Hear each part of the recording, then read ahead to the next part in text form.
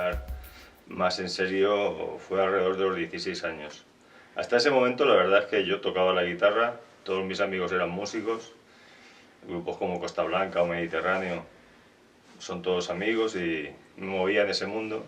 Pero tuve un accidente de moto, entonces estuve en casa, en la cama bastante tiempo y ahí empecé a pintar todos los días. Empiezas a desarrollarte y a buscar tu propio camino, que es un poco todo lo que todos los pintores tratamos de hacer, encontrar la voz propia, ¿no? Es un camino que en realidad no se acaba nunca, ¿no? Primero pues tienes una serie de influencias, claro, como todo el mundo, y luego pues vas intentando buscar cuál es tu verdadera voz, cuál es tu verdadera filosofía y cuál es tu manera de ver las cosas. Y en ese camino es en el que me encuentro todavía. Sabido es que tus inicios se dan en la figuración, en una figuración además muy precisa, con mucho detalle, y al mismo tiempo yo entiendo que hubo una época en que compaginabas la fotografía y la pintura. Sí, la verdad es que al principio, aunque hubo una época en la facultad en la que hice alguna cosa abstracta, pero no era el momento y lo abandoné. Y empecé haciendo figuración en Valencia, además fui el primero que hizo emulsiones fotográficas sobre tela y las combinó con pintura. Estuve bastante tiempo trabajando en ese campo de la mezcla de la fotografía y la pintura.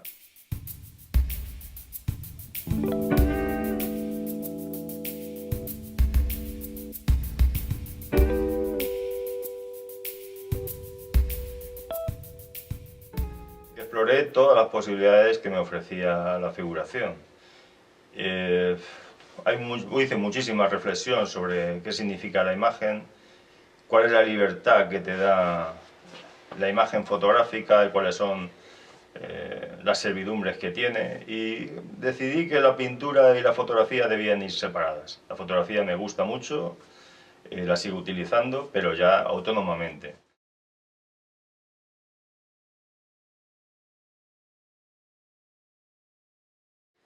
Pero bueno, la exploración terminó porque veía que no podía ser libre componiendo. Yo creo que fundamentalmente, por lo menos para mí, en pintura la composición es básica y para eso necesitas la forma libre. Necesitas poder trabajar con conceptos del espacio y de la forma que sean autónomos, en los que tú puedas modificarlos, en los que no haya una servidumbre a un cierto espacio cerrado, que es lo que me ofrecía la fotografía, ¿no?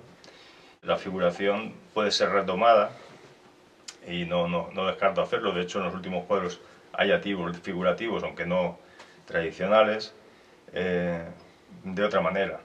Pero bueno, me centré en lo que es la investigación sobre el espacio pictórico, qué significa, cuáles son sus elementos y qué se puede hacer con ellos. Comprender, en definitiva, el espacio pictórico y trabajar en ello.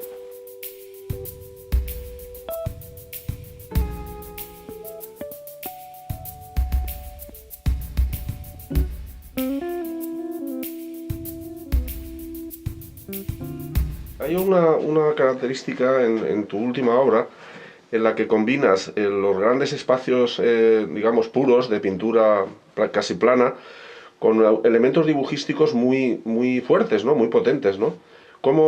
¿Y intentas contemporizar esos dos tipos de obra?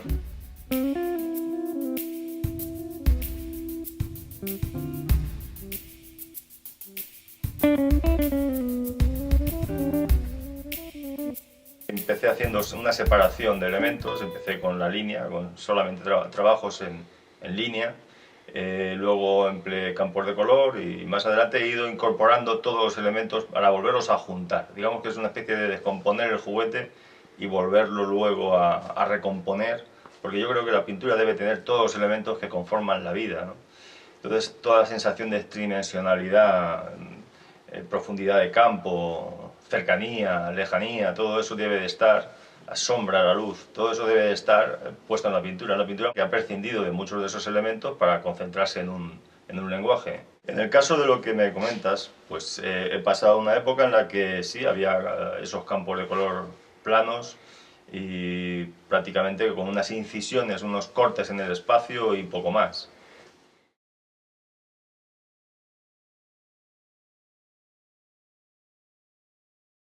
En la última obra he empezado a incorporar línea autónoma que forma parte del espacio, pero se autonomiza de cierta manera de él, ¿no? Algo que estoy incorporando en estos momentos y que se está desarrollando y que se podrá ver en esta exposición. Sí, normalmente los pintores nos centramos en cuestiones de lenguaje y para eso tenemos como referencias pintores que hayan hecho transgresiones o aportaciones en el lenguaje. Entonces esas transgresiones y aportaciones en el lenguaje son las que más nos interesan para seguir los caminos trazados por ellos. Entonces sería Picasso, Matisse y Kandinsky los que han hecho unos por unas cosas y otros por otras, los que son los referentes más directos. Pintores más modernos, evidentemente, por el expresionismo abstracto, Rauschenberg, el pop en alguna época también. Nos gustaría que nos hablaras de la música, de la influencia que la música ha tenido en tu obra. Yo creo que una de las cosas que diferencia realmente, que ha diferenciado siempre a la pintura de la música, es la abstracción, ¿no?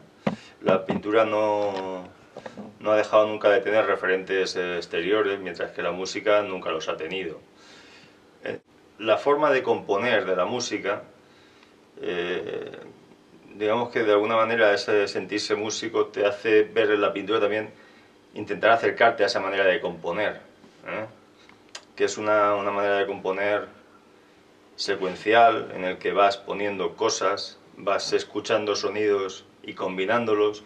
En la pintura igual, vas poniendo formas, las vas combinando, vas quitando y poniendo colores. La abstracción y la música tienen un paralelismo para mí muy grande.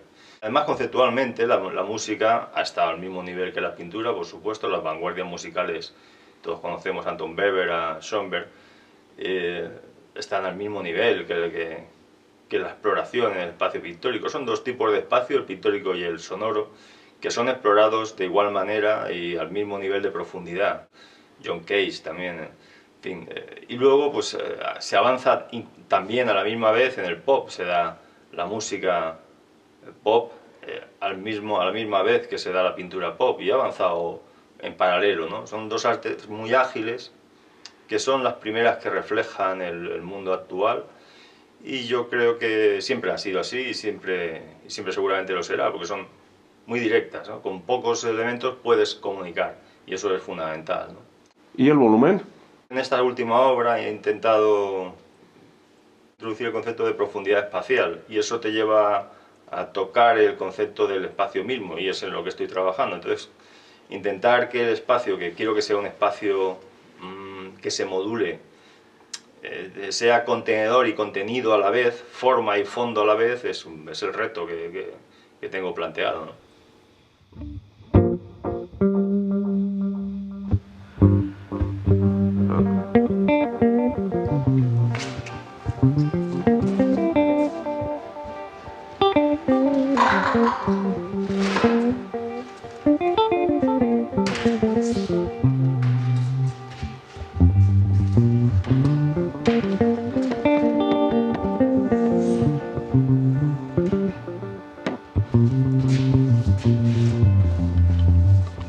El espacio intento que sea contenedor y contenido a la vez, que digamos que el espacio sea forma en algún momento, sin dejar de ser espacio contenedor. Trayectorias de posibilidades del ser, ¿no? Un poco la filosofía de esta obra tiene que ver con eso, con ese concepto de el inicio de las cosas, el inicio de posibilidades de ser.